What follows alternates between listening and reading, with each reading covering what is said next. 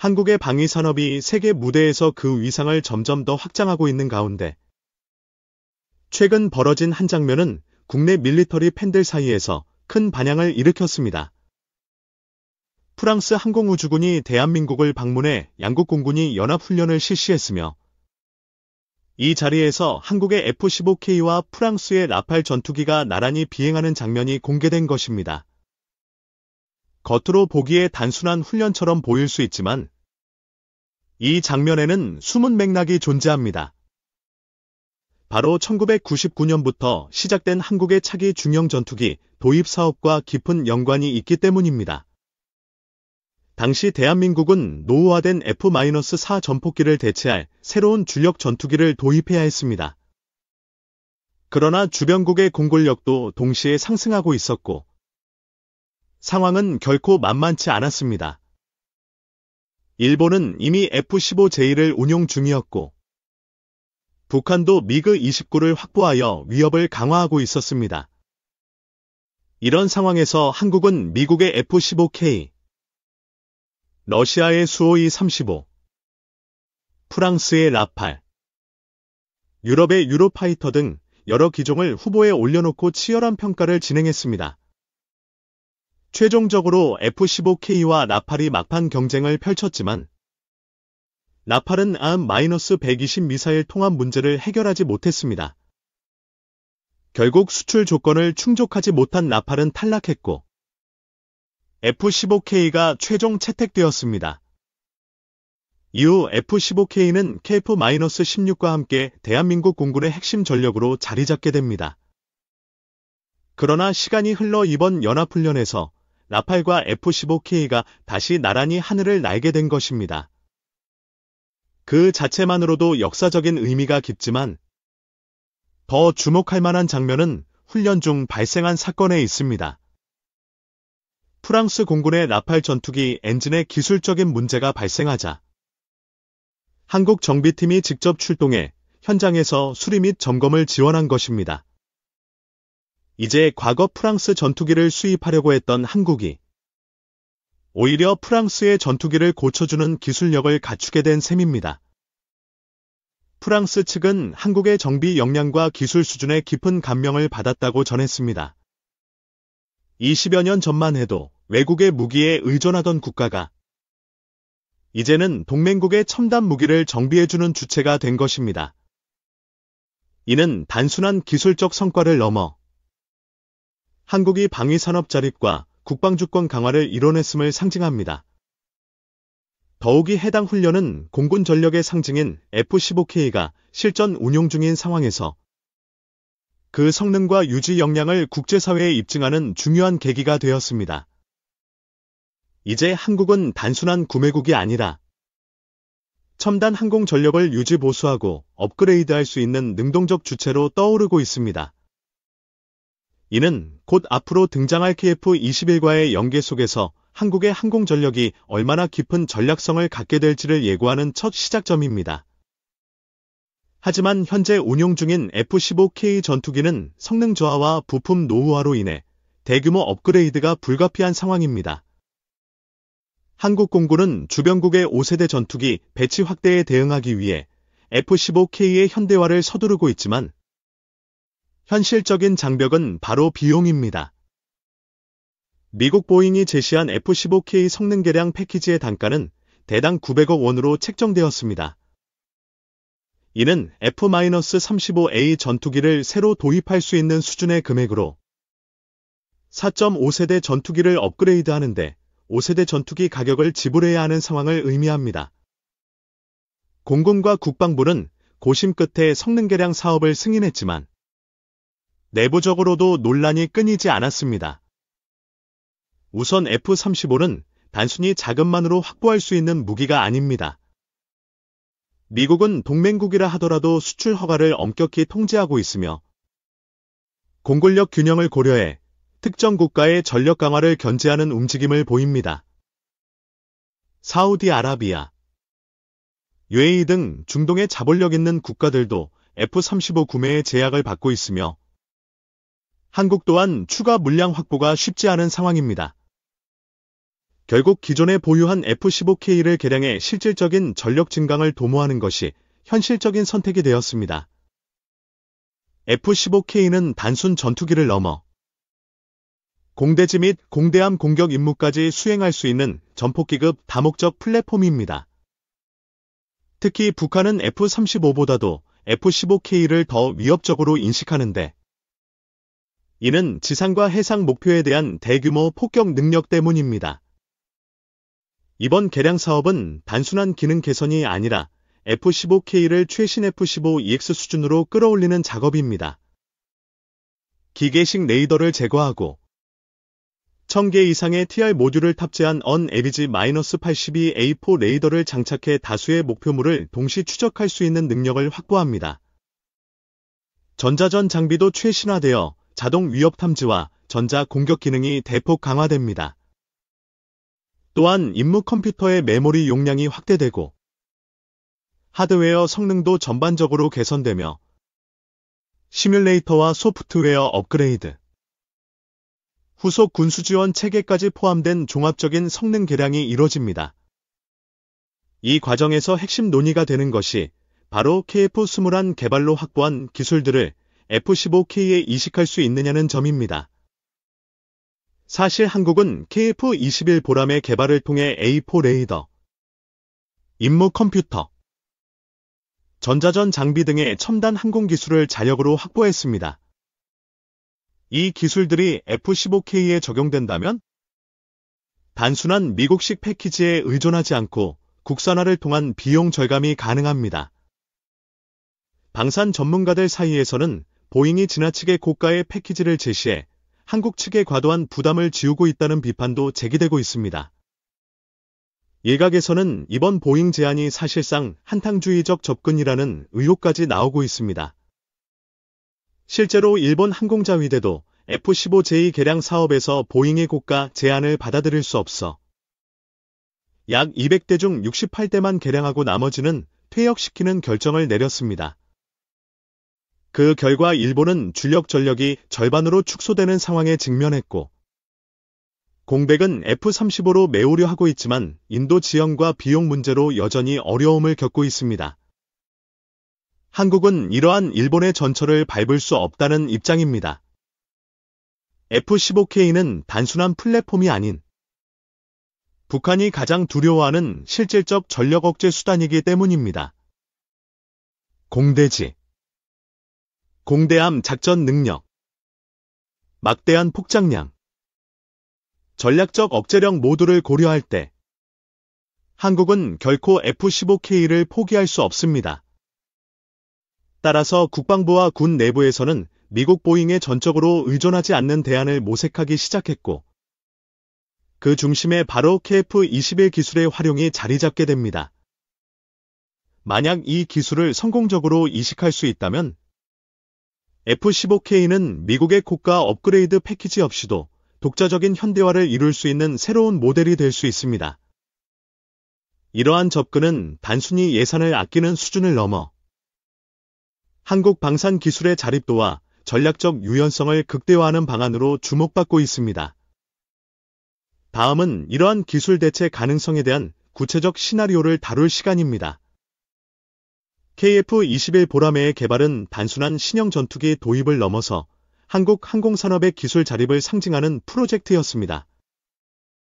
그리고 이 기술 자산을 F-15K 성능 개량에 적용하는 방안은 점점 더 현실적인 대안으로 떠오르고 있습니다. 핵심은 레이더 교체와 미션 컴퓨터 교체를 통한 시스템 통합입니다. 현재 보잉이 제안한 F-15K 업그레이드 안에서 가장 큰 비용을 차지하는 부품은 미국산 On-82-82V1S의 레이더입니다. 이 레이더는 1000개 이상의 송수신 모듈을 갖춘 최첨단 장비지만 가격이 천문학적입니다. 만약 이 부품을 한국이 개발한 KF-21용 A4 레이더로 교체한다면 전체 비용 구조는 완전히 바뀔 수 있습니다. A4 레이더는 이미 KF-21 시험 비행을 통해 실전 신뢰도를 입증한 장비로 성능 면에서도 미군 장비에 크게 뒤처지지 않습니다. 그러나 문제는 단순히 레이더를 교체한다고 끝나지 않는다는 점입니다. 전투기의 항전 장비는 서로 긴밀히 연결되어 있어 특정 장비를 교체하면 전체 시스템 통합 문제가 발생합니다. 미국은 자국산 무기체계의 보안성을 이유로 타국의 부품 교체를 허용하지 않는 경우가 많습니다. 즉, 한국이 자체 레이더를 장착하려 할 경우 미국제 무장 시스템과의 연동에 기술적 외교적 장벽이 존재합니다. 하지만 이번 F-15K 업그레이드에서는 이 장벽을 우회할 수 있는 길이 있습니다. 바로 미션 컴퓨터의 교체입니다. 전투기 내의 레이더, 무장, 센서, 항전 장비들은 기계어 수준의 암호화 데이터를 주고받는 구조로 연결됩니다. 이때 미션 컴퓨터가 중심에 서서 모든 정보를 해석하고 통합하여 조종사에게 제공하는 역할을 합니다. F-15K 업그레이드 과정에서 미션 컴퓨터를 교체하게 된다면 국산 A4 레이더와 미국산 무기 시스템 간의 데이터 통합도 기술적으로 가능해집니다. 이 방식은 미국의 작동 알고리즘이나 기밀 정보에 접근하지 않고도 연동이 가능하다는 점에서 매우 전략적입니다. 실제로 한국은 KF-21 개발을 통해 사레이더, 전자전 장비, 미션 컴퓨터 등 핵심 항전 기술을 독자적으로 확보한 상태입니다. 이 기술들을 기존 플랫폼에 적용해 성공적으로 통합한다면 이는 미국산 항공기에 국산 부품을 처음으로 완전히 융합한 역사적인 사례가 될 수 있습니다. 방산 전문가들은 이 기술적 시도가 성공한다면 단지 비용 절감 효과에 그치지 않고 한국의 항공무기체계 전반에 대한 주도권을 획득하는 중대한 전환점이 될 것이라 평가하고 있습니다. 이로써 보잉의 고가 업그레이드 패키지 의존도를 낮추고 장기적으로는 F-15K와 KF-21의 운용체계를 통합하는 기반이 마련될 수 있습니다. 특히 미션 컴퓨터를 자체 개발하면서 레이더와 항전 시스템을 독자적으로 구성할 수 있는 여지가 열리게 됩니다. 이는 단순한 기술 교체를 넘어 한국 공군 전체의 전력 운용 방식의 근본적인 변화를 예고합니다. 다음으로 살펴볼 주제는 이러한 기술력이 실제로 얼마나 해외 시장에서 경쟁력이 있으며 실전에서 입증된 신뢰성과 무사고 기록은 한국 항공산업에 대한 글로벌 신뢰를 결정짓는 핵심 요소입니다. 대표적인 사례가 바로 FA-50과 T-50 계열 훈련기입니다. FA-50은 훈련기에서 경전투기로 확장이 가능한 다목적 플랫폼으로 12년간 단 한 건이 사고 없이 전 세계에서 운용되고 있습니다. 이 무사고 기록은 단지 통계 이상의 의미를 가지며 특히 전투기 시장에서 안정성은 수출 성사의 핵심 기준이 됩니다. 2022년 이집트 피라미드 상공에서 펼쳐진 블랙이글스의 화려한 고개 비행은 한국산 항공기에 대한 인식을 완전히 바꾸는 계기가 되었습니다. 이집트는 현재 프랑스제 알파제트 훈련기 40대를 운용 중이며 이번 프랑스 공군기 추락 사건을 계기로 훈련기 교체 필요성이 대두되고 있습니다. 최근 프랑스 동부에서는 고개 비행 중 프랑스 공군의 알파제트 2대가 공중 충돌 후 추락하는 사고가 발생했습니다. 이 사건은 단지 훈련 중 사고 이상의 상징성을 가집니다. 알파제트는 1970년대 프랑스와 독일이 공동 개발한 구형 기체로 우크라이나 공군에서도 훈련기로 활용되던 기종이었습니다.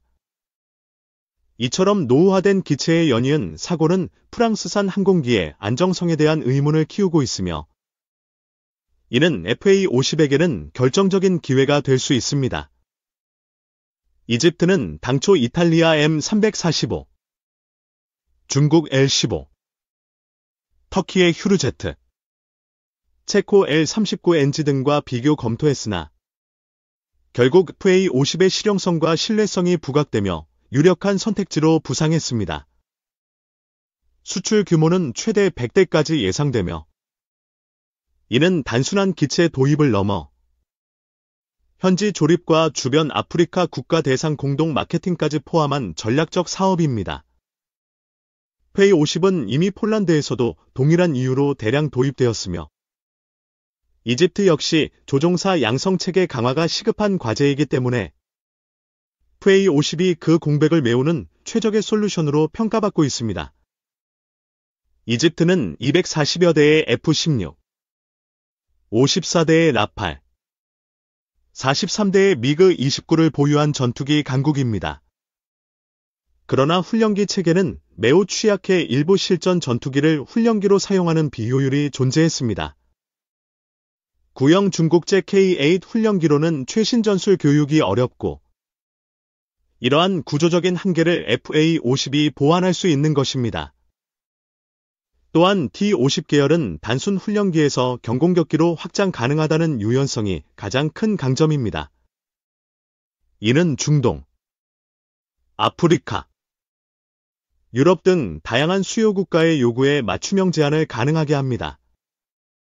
FA-50은 F-16과의 높은 호환성까지 갖추고 있어 기존 공군 자산과의 연동성에서도 우위를 점하고 있습니다. 이러한 장점들은 결국 한국산 항공기의 수출 경쟁력을 더욱 강화시키고 있습니다. 한국항공우주산업, KI은 이미 페루에서 KT-1 훈련기에 현지 조립을 성공적으로 수행한 경험이 있어 이번 F-50의 이집트 현지 조립 가능성도 매우 현실적입니다. 궁극적으로 이 사업은 단순한 전투기 판매를 넘어 KF-21까지 연계된 패키지 수출로 확장될 수 있는 여지를 남깁니다. 특히 이집트는 미라주 계열 전투기 교체 수요까지 보유하고 있어 KF-21에 대한 관심도 높다는 점이 주목됩니다. 다음은 KF-21이 어떻게 이런 흐름을 이어받아 세계 전투기 시장에서 어떤 전략적 무장 구성을 통해 독보적 입지를 굳혀가고 있는지를 다뤄보겠습니다. KF-21 보라매는 단순한 4.5세대 전투기를 넘어 한국이 자력으로 구축한 실질적 다목적 스텔스 플랫폼으로 평가받고 있습니다. 이 항공기는 스텔스 설계와 실전 운용 능력을 동시에 고려해 개발되었으며 특히 내부 무장창 구조는 국제 항공우주업계의 주목을 받고 있습니다. 내부 무장창은 외부 무장에 비해 레이더 반사 면적을 획기적으로 줄여주며 스텔스 성능 유지의 핵심 요소로 작용합니다. 그러나 이 구조는 공기역학적 설계상 극도로 정교한 기술을 필요로 합니다. 무장 탑재 시스템은 항공기 전체 중량의 최대 7-8%를 차지할 만큼 구조 강성 확보가 필수이며 착륙 시 충격과 공중 비행 중의 와류, 공기 흐름 간섭 등을 철저히 고려해야 합니다. KF-21 개발팀은 이러한 기술적 난제를 극복하기 위해 이중도어 구조를 채택했습니다. 이 방식은 비행 중 무장창 개방 시 공기 저항과 압력 차이를 최소화하여 기체 안정성을 보장하며 무장 투하 시 정확도와 생존성을 동시에 확보하는 데 큰 역할을 합니다. 현재 KF-21은 이미 고바등각 비행, 공중급유 기동, 내부 무장 탑재 테스트 등을 모두 통과한 상태입니다. 무장 구성 역시 빠르게 다양화되고 있으며 AGM-65 매버릭, KPD-350 타우러스, 일반 항공폭탄 외에도 지상 타격 능력이 확보된 상태에서 장거리 정밀 타격 무장까지 준비되고 있습니다. 그러나 현재 사용 중인 타우러스 미사일은 외산 의존성과 단가 문제로 인해 수량 확보에 한계가 있습니다. 현재 한국군이 보유 중인 타우러스는 약 260발로 북한의 핵심 전략시설을 타격하기 위한 최소 기준에 불과합니다. 작전 소모와 오발 가능성을 고려할 경우 실제로는 최소 600발 이상이 필요하다는 분석이 나옵니다. 이에 따라 한국은 독자적인 장거리 공대지 미사일 개발에 착수했고 그 결과물이 바로 천룡 미사일입니다. 천룡은 타우러스와 유사한 고성능 관통탄두를 유지하면서도 무게는 줄이고 추진체 성능은 개선해 사거리 600km 이상을 확보하는 데 성공했습니다. 이는 타우러스보다 약 100km 이상 긴 사거리로 한반도 전역은 물론 동북아의 주요 전략기지를 타격 가능한 범위로 포함시킵니다. 천룡은 수십 층의 철근 콘크리트 벙커를 관통할 수 있는 위력을 갖추고 있으며 적의 지하 지휘 통제소, 미사일 사일로 등 전략 표적을 정밀 타격할 수 있습니다. 우리 군은 천룡 미사일을 1차 양산으로 220발 확보한 뒤 안정성 검증을 거쳐 최종적으로 600발까지 확보할 계획을 수립했습니다. 이는 기존 타우러스 대비 2배 이상의 수량으로 KF-21의 전략 타격 플랫폼으로서의 역할을 강화시켜줄 핵심 무장이 될 것입니다. 천룡 미사일은 KF-21의 내부 무장창과 연동 가능하도록 개발되고 있어 스텔스 성능을 해치지 않으면서 실전 투사력을 동시에 확보할 수 있습니다. 이로써 KF-21은 공대공, 공대지, 공대함, 장거리 스탠드오프 타격까지 아우르는 진정한 멀티 플랫폼 전투기로 자리매김하게 됩니다. 다음으로는 KF-21이 단지 기술력뿐 아니라 국제시장에서 어떤 수요와 지정학적 이슈 속에서 실질적 대안으로 부상하고 있는지를 살펴보겠습니다. KF-21은 단지 기술력만으로 주목받는 전투기가 아닙니다. 지정학적 경쟁과 동맹 균형, 방산 외교가 얽힌 국제 무기 시장에서 실질적인 대안이자 전략적 카드로 부상하고 있습니다. 대표적인 사례가 캐나다입니다. 최근 캐나다는 미국의 F-35 전투기 프로그램에서 이탈 가능성을 공개적으로 언급하며 차세대 전투기 선택지를 다시 검토하고 있는 상황입니다. 그 배경에는 F-35의 높은 유지 비용과 무장 원격 비활성화 기능, 이른바 킬스위치 논란이 작용했습니다. 미국은 동맹국에게도 무기 운용 제한을 가할 수 있는 시스템을 갖추고 있으며 이러한 기술 통제가 자주 국방을 중시하는 국가들에겐 위협으로 인식됩니다. 캐나다를 비롯한 포르투갈, 덴마크 등 일부 유럽 국가는 이 문제로 F-35 도입을 재검토하고 있습니다. 이 시점에서 한국산 KF-21은 합리적 가격과 독립 운용이 가능한 구조를 갖춘 대안으로 떠올랐습니다. KF-21은 F-414 쌍발 엔진을 채택해 혹한의 캐나다 북부 환경에서도 안정적인 운용이 가능하며 스텔스 설계를 기반으로 하되 유지보수 비용은 F-35 대비 현저히 낮습니다. KA 북미 지역 판매 담당자는 KF-21은 처음부터 유지보수를 고려해 설계된 항공기라고 강조했습니다. 이러한 요소들은 단순한 경제성을 넘어서 독립적인 국방 운영 전략을 추구하는 국가에게 결정적 판단 요소가 됩니다. KF-21의 무장체계 역시 국제 기준을 충족하며 내부 무장창은 F-35에 필적하는 수준의 적재량과 공기역학 성능을 보장합니다. 2000파운드급 유도 폭탄 탑재가 가능하며 이중 도어 구조를 통해 고속 비행 중에도 안정성을 확보했습니다. 이와 함께 천룡 미사일을 중심으로 한 국산 장거리 공대지 무장이 본격화되면서 KF-21은 단순한 전투기를 넘어 전략 무기 운용 플랫폼으로 성장하고 있습니다. 전방위 작전 능력을 갖춘 이 플랫폼은 미국과의 동맹 유지는 물론 기술 자립과 무기 국산화라는 두 마리 토끼를 동시에 잡을 수 있게 합니다. 한편 KF-21의 생산과 수출을 둘러싼 동남아의 지정학적 동맹도 관심을 모읍니다. 대표적인 협력국이 바로 인도네시아입니다. 인도네시아는 KF-21 공동개발 파트너로 참여했지만 지금까지 분담금 납부 지연, 시제기 수령 거부 등 잦은 갈등을 노출해왔습니다. 한국은 한때 기술 유출 위험성까지 우려했지만 최근 인도네시아 신임 대사가 기술 기밀 보호를 약속하며 분위기 반전을 시도하고 있습니다. 또한 930억 원 규모의 KT-1 수명 연장 계약을 통해 방산 협력을 재개하는 움직임도 관측됩니다. 한국 내에서는 인도네시아를 생산기지로 제한하는 이른바 투트랙 전략이 부상하고 있습니다. 사우디나 UAE처럼 자금력 있는 국가와 6세대 전투기 공동개발을 추진하는 한편 인도네시아는 KF-21 현지 조립과 동남아 수출 거점으로만 활용하는 실리 전략입니다. 실제로 인도네시아 내 KF-21 생산 라인이 구축될 경우 48대 자국 수요 외에도 이슬람권과 동남아로의 수출 시 현지 조립 기반을 활용한 다국적 협력 구조가 가능합니다.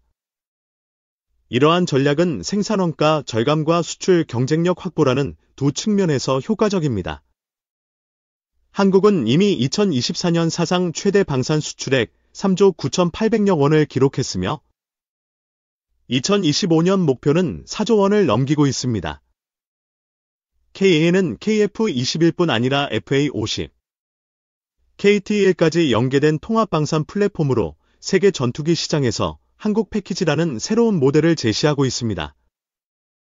KF-21은 단지 국산 전투기를 넘어서 기술 주권과 전략 억제, 경제 외교의 상징으로 자리매김하고 있으며 대한민국 공군의 2030년대 전력 구조를 결정짓는 핵심 열쇠가 되고 있습니다.